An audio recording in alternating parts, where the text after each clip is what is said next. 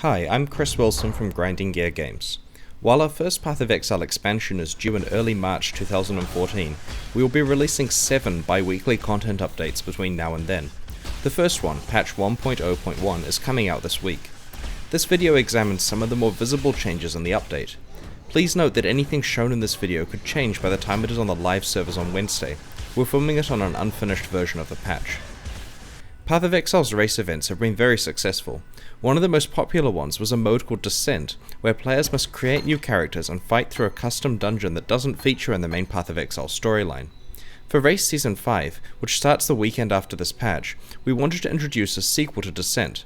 It's currently called Descent Champions, and takes place in a fictional scenario where the nobility have constructed an elaborate dungeon full of challenging monsters for champions to try to get through. This mode has several new features that the first Descent didn't have, such as a choice of forks in the progression, and a selection of different unique items to pick from at the start of the event. These uniques are designed for Descent Champions and don't appear in the core game. This new race mode is a lot of fun to play, and we're really looking forward to seeing what you think of it. We've added 2 new sets of vendor recipes in this patch. One of these sets of recipes allows you to change what bandit leader you allied with in the Act 2 quests. By handing in the recipe, you receive a book that switches your choice in the current difficulty level to side with the indicated bandit leader. If you're wanting to undo the option where you received a passive skill point from Eramir, then you must have an unallocated point available to be removed. The other set of new vendor recipes is a secret and up to the community to discover. 1.0.1 contains a new support gem called Enhance. It's similar to the previously added Empower gem in that it does nothing at level 1, but has powerful effects when it eventually reaches level 2 or 3. Additional quality increases the rate that you're able to level this gem up at.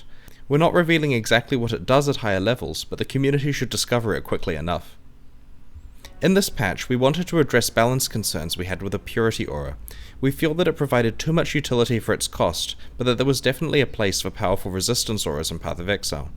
Purity is now called Purity of Elements, and doesn't increase your maximum resistances anymore. We've added 3 new player aura gems, Purity of Fire, Purity of Ice, and Purity of Lightning. Each one increases your resistances to that element by more than the general Purity of Elements aura, and also increases your maximum resistances to that element. We've also introduced 5 new unique items in 1.0.1. While we love to watch the community try to discover the uniques after each patch is released, we've decided to spoil one in this video. Dodri's Elixir is a unique greater mana flask with some powerful properties.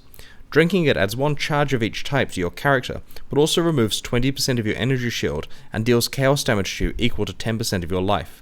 This may have some interesting interactions with cast on damage taken. Speaking of charges, we've updated the art for Frenzy, Power, and Endurance charges in 1.0.1. It's now much easier to see how many you have up at once. We've also added 3 new microtransactions in this patch. There's a dance animation for the Scion class, a golden skin effect for the Spectral Throw skill, and a new force field skin for the Discipline aura. The patch also includes dozens of other small changes that aren't covered in this video.